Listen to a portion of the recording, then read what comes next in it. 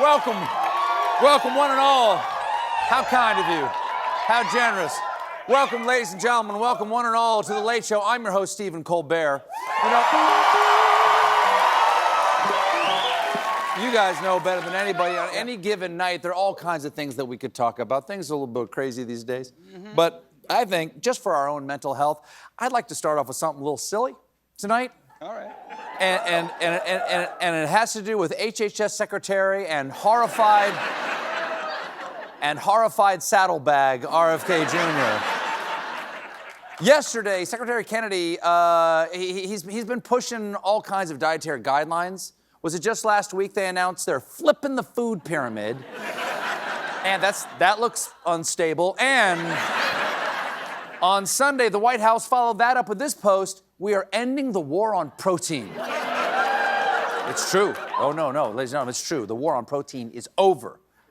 Americans are finally saying Merry Beefmas again. One of my favorites. And really, one of Bobby's favorites. One of Bobby's favorite proteins out there is milk. So today, Trump reversed some Obama-era rules by signing a bill allowing schools to offer whole and 2%. And this is great news for the many Americans who have been demanding this change. How many? About 2%. There you go. We're back! We're back, baby!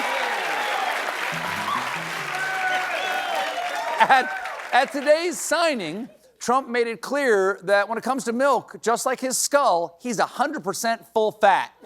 With this legislation, schools will finally be able to expand their offerings to include nutritious whole milk. It's actually a legal definition, whole milk. And it's whole with a W, for those of you that have a problem. Yes. Yes. Very important distinction. That's whole milk with a W, not whole milk with an H. Very different, okay? Trump had to make that distinction, okay, to avoid copyright infringement, because whole milk without the W, pretty sure, is the plot of Heated Rivalry.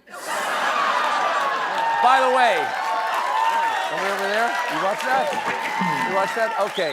By the way, just pro tip, do not Google whole milk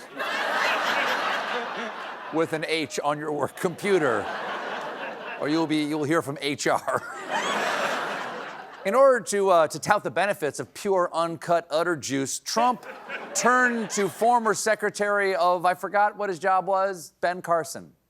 So milk would help your cognitive ability. Absolutely. You can tell who's been Take drinking a cognitive test. I've taken a lot of them. I've aced every one of them because I drink milk. Yes. Yes, I've aced all the tests they put on the carton. I put all the tests. I love all the tests. That find the spout under the cap. Find the missing kid, just circle the picture on the carton. Found him. Next. This ceremony was the culmination of a campaign that began when the USDA posted this picture of Trump with a milk mustache. Look at that charming scowl. That is the most threatening ad for a food since Arby's changed their slogan to, "We have your family." USDA, a little horsey sauce? Yeah. USDA also put Ben Carson in this mind-boggling video. 3 cheers for whole milk. Good stuff. That is a 13-second video, and I would like to unpack it like it was the Zapruder film. I have so many questions. Why does it have the Stranger Things theme music? Why do they end on a freeze frame that makes it look like an in memoriam reel? And that he died of milk. Also, when Carson is finished with his milk cup, he has no milk mustache, and then it changes to the same image where he has a milk mustache. That is just insane. I mean, I need a drink of milk.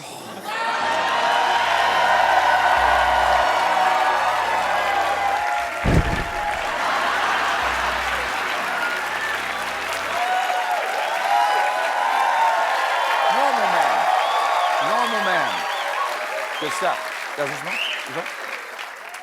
Yesterday, Trump was in Detroit touring a Ford assembly plant when he encountered a heckler, and it did not go well. Reportedly, he said, "F you" twice, and then did one other thing. Take a look.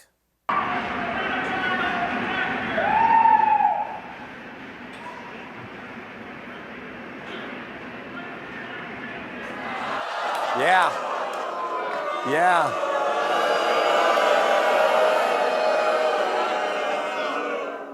You saw that right. Apparently, Trump has designated a new national bird. That's a new one. The President of the United States publicly F-bombs and then flips somebody off. That is the most crudely hostile response from the leader of our country since Herbert Hoover's campaign slogan, "I'll poop in every pot." Took you by surprise. You did not see that joke coming. Okay. You gotta hand it to that auto worker for getting under Trump's skin like compound butter on a Thanksgiving turkey. And all because he brought up the Epstein files. Which reminds me, where are the Epstein files?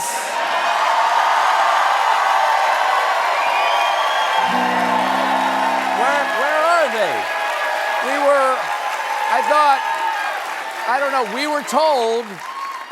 We were told that there would be Epstein files. In fact, you signed a law mandating that you would have to release the Epstein files by the middle of last month, but you still haven't. It kind of makes you seem like what's the phrase? Pedophile protector.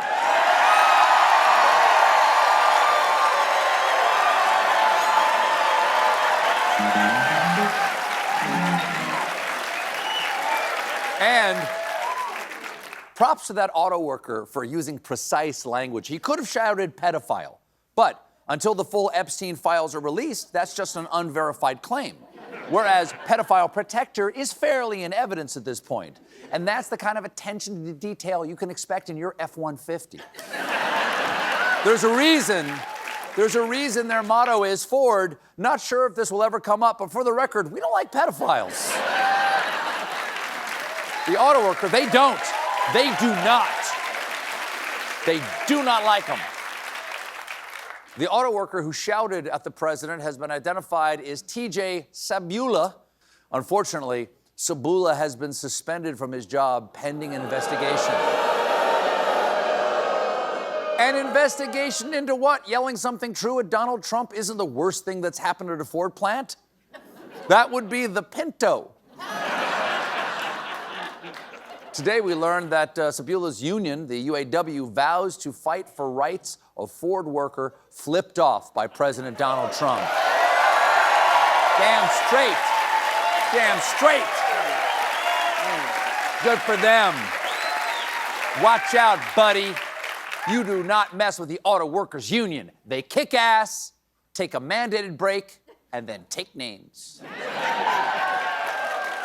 While he was down in Detroit, Trump sat down with new CBS News anchor Tony Dokoupil and then stood back up and wandered over to an active assembly line where they covered pressing topics like the economy, Minnesota, and Iran. I think, because the whole thing sounded like this. Mr. President, thank you very much for doing this. We really appreciate it. We're standing here on an active Ford assembly line, a little bit loud, incredible symbol of American manufacturing power. What? I can't hear you! You're standing on an active Ford assembly line! Why are you doing that? Was Niagara Falls booked? There has been a presidential interview. Oh, really? Oh, that's nice. Thank you. Thank you. Yeah, it was a little confusing. There hasn't been a presidential interview this noisy since Frost sat down with Nixon inside a cement mixer. Eventually, the cacophony was interrupted by some questions, like this very terrifying one. Is there anything that limits your power, your movement, your action here other than your own morality? Well, I talk about morality. I'm a moral person. I don't like seeing death. Slow down there, Nelson Mandela. Give us mere mortals a moment to catch up with your brave opposition to death. I'm sorry, sir. I interrupted you while you were channeling Gandhi. Go on. So, yeah, it's limited by my morality, and I have a very high grade of morality, so therefore it's limited. I've never heard morality described that way before. It's available in very small quantities because it's so high grade. Look, I'll tell you, I can't give you much because I'm dealing some primo, uncut, blue flake morality here. It's none of that street stepped-on ethics they cut with baby formula, no, okay? All you need is a little bump in the men's room and you'll be handcuffing yourself to a sequoia. We got a great show for you tonight. My guests are Paul Giamatti and director Ryan Coogler. When we come back, we raise some money for charity and then talk about some other stuff too. Stick around.